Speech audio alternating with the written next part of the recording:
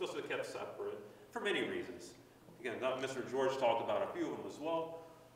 But as I mentioned, the message is not getting out. So what is the next way that we can try to get the message out? Again, Mr. George talked a little about Alexander the Great. I'm not going to go into details on this. But this is a very important development in the history, and actually the history of the church. Again, we're talking about before the time of Christ, right? So what did Alexander the Great do? As we know, we've probably seen the movie, and there's a few movies that are about him. The latest one, who's in it again? I'm drawing a blank, help me out. It's actually a pretty good movie. I don't remember actors' names. No, Brad, he was in Troy, I think. I don't even know what's the name of it.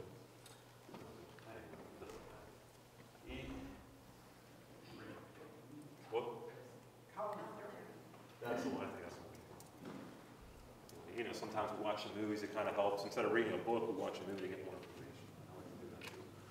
But anyway, so Alexander the Great, about 300 years before Christ, again summarizing here in the dates, he expanded the Hellenized world, and with that, he brought in the Greek culture, the religion. He didn't really force it on some people. In other places he did, other places he didn't. But the common thing, the main thing that he did that I want to point out is that he brought more Greek, expanded the Greek language. And this is very important because what you see here, and also how Mr. George said about the Roman Empire, Greek, ancient Greek becomes, in a way, the English that we have today, right? For those who travel outside of America, you know, it's nice always to learn the language that you're going to. If you're going to Spain, this, or if you're going to Germany, speak a little German, you try your best. But what is the easiest for us? We're blessed, you know, we speak a language that, in a way, the whole world speaks, right? Or at least they're trying to learn English. Anywhere you go, you're going to find somebody that speaks English. It's that language, international language of doing business, right? You can call it many different things. So, with Alexander's conquest and his death, and the breakup actually of his empire was broken up again, as Mr. George had mentioned, between his generals and so on, you had the Greek language spread. That created a base here to get the message out even more. And what is interesting around this time is that some years later, that you had the translation of the 5 books of the Torah into Greek, the Septuagint, that was done. Again, this was not done by Alexander, but again by one of his generals, I believe grandsons, who wanted to add it to the collection in Alexandria, the famous library that was there. And also it was needed for many of the Jews that didn't know their own language, they knew Greek. Like, how are you going to get the message out? So it was a good way, it was a good opportunity to have this done. So we go down to the ministry of Christ. Again, I'm fast forwarding a little, we're skipping a few things, but I'm trying to hit on some of the major points. And also here, again, Mr. George spoke about it earlier, and I won't go into it again, but we have Jesus Christ's ministry on earth. As we say, the second person of the Trinity. In the end of the Gospel of Matthew, he tells his followers to go baptize people in the name of the Father, Son, and Holy Spirit, teaching them pretty much all that I taught you, and to keep on going. And Christ was a figure where, you know, his crucifixion was witnessed by many. His resurrection was witnessed by a few, but also it was witnessed by many later on. Too many people saw him for the 40 days that he ministered after his death to the multitudes, and you know, he was able to get believers by doing this. But this too has a limit. So, how do you get the word out even past this? Anyone know what this is here? Anyone want to take a guess? Read a little? I don't know. No, Mr. George said I'd give you an A++ for the people that are in this class. I should be careful what I said. I might watch something, read the whole thing here. Any idea what this is? I mean, obviously it's Greek, right? Ancient Greek. All right, so this here is the Gospel of John. I can read a little, see the issue, I mean, there's many issues with this because if you see, every word's like right next to each other, right? I mean, it's just continuous. I used to write like this when I was learning how to write, right? Like a little kid. And archino logos, ke logos prosotheo, that's really, as far as I can go. If you give me the text in Greek, I could read more because it's broken up. There's, you know, punctuation. You know where to stop, where the sentence starts, where it ends. But we have this now. And this manuscript is one of the oldest manuscripts, I believe, in the whole New Testament. It's from the Orthodox monastery in Sinai in Egypt. It's, the whole tradition holds that Moses received the commandments there, and eventually the monastery was built during the Christian era. That is still functioning, it's still there to this day. Again, there are older manuscripts that have existed, pieces and bits, you know, fragments or whatnot, but this one here is one of the most complete ones, as I mentioned. So you have this, okay, it's great. We have it in Greek. But the issue is, there's a few issues with this too. There's limitations. You know, Greek is good, right? We said that it's good. It was able to get the language out, to get the message out, the message of the prophets, the message of Christ. As I mentioned earlier, it's like the English today, right? You got to put it into context, the ancient Greek at the time. But we run into a few issues with this, right? Can you read it? Can you read this? Now we can't, right? Now we can. But back then, even back then, as Mr. George mentioned, you only had a few people or a handful of people that were educated enough to read this. And let's say you were educated enough, you were blessed to be, you know, to have a decent education. Could you afford a manuscript? You know, could you afford something like this? As we mentioned, it was manufactured, different forms of animal linings or whatnot. You know, this stuff was not cheap to have the scriptures once they were put down in pen. Sheepskin, different materials. It's not everyone can have this. That's why once the scriptures were circulated, monasteries would have them. People with power, but the everyday person didn't. So we go to this now. An old phrase that we've heard many times: a picture's worth 1,000 words, right? I mean, in this scene here, we can kind of put it together. We know what's going on.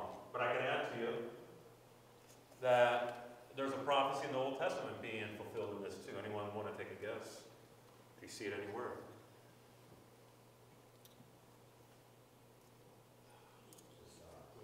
You got the star. There's probably a few, but the one I'm going to point out is, I got the wrong button there.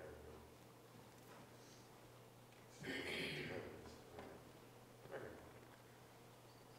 You have the ox, the donkey. That's from the prophecy of Isaiah, where it says, these animals will know the crib of their master, basically referring to Jesus Christ. And Isaiah was one of the prophets that I showed you earlier. He's up in the dome. But here you have all the scriptures that talk about the nativity of Christ. You have the wise men right here, the angels, the shepherds, Joseph. And here, you know, he's being tempted. He's thinking, you know, should I divorce her because she's pregnant? I don't know what's going on. So you have all this in one picture. And there's more too. I'm not going to overdo it either, but to show that this is a good way of getting the word out. Now, if we backtrack, that icon that I showed you is a little more modern. It can trace itself back to maybe the 5th century, 4th century, in different forms. But we're going back to the primitive stuff here, early Christian symbols in the catacombs, teaching.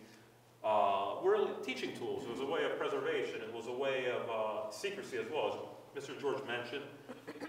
During this time of the Roman Empire, before the legalization of Christianity, you had a lot of persecution. Christianity at points was driven literally underground. And this we can attest to, we can have today, we see with the catacombs that are, most of the well-known ones are in Italy, modern-day Italy, Rome. You do have some in Greece, Asia Minor, but the best-known ones, the best preserved ones, I would probably say, are in Italy. So here you have these three symbols, as you see. There's an anchor right here, there's a fish in the middle, and then, again, hard to see, it's carved off in a rock, but an X and a P. Really, the P is the Greek R, which is for Christ, is initials. I'm sorry, not isn't it, but it's the first two letters of Christ. So we see this development of the use of images. You really had it in the Old Testament too, but now we're going to focus more of it here after Christ and the way that it was used to spread his message. And some more icons, you could say, or frescoes from the catacombs. Again, here you have, I keep on doing it again. I gotta get used to this here. All right, so this here, it's kind of hard to see, but this is really the wedding in Cana. Okay, obviously here Jesus Christ. Here this depicts the Eucharist, or also the blessing of the loaves, the 5 loaves. You can kind of count 1, 2, 3, 4, 5, and the fish underneath. Again, it's seen the wear of time as well. They faded a little, but these again were used as teaching tools for early Christians. You got to imagine these people are poor. They really don't know how to read. Even if they knew how to read, this stuff's not available in the scriptures. It's still going around the world. They're recording it in images. And again, remember, the catacombs were a place where Christians would meet. It's a place where they would meet together to bury their dead. It was a place they would meet to worship. And at the end of the day, it was a place to learn too. So, an icon has many functions. You see, it's a teaching tool. It's used as liturgical items. Aids used for worship. And I like this. This is from the Antiochian Orthodox Church. It's a jurisdiction within the Orthodox Church. And they give a good, I think, a summary of what an icon is in the eyes of the Orthodox Church. I'm sorry, some of it's cut off here, but the Orthodox Church, the icon is a sacred image, a window to heaven, an image of another reality, a person, time, and place that is more real than now. More than art, icons have important spiritual roles. The primary purpose of an icon is to aid in worship. So, what does this mean? Icons of veneration. I'm going to kind of jump here to the next phase of my talk. How do we use an icon of veneration? We've heard that we have idols, we have this. There's a confusion about this. So I'll give you a little story not many may know about. It's a tradition in the Orthodox Church, the Catholic Church as well. And there was this king, a pagan king right here, King Avgar. Depending how you say it in Greek and English, we'll just say the king. Let's not butcher his name. Of Edessa. So the tradition is that this king was suffering from leprosy, and he heard about the message of Jesus Christ. He lived during the time of Christ.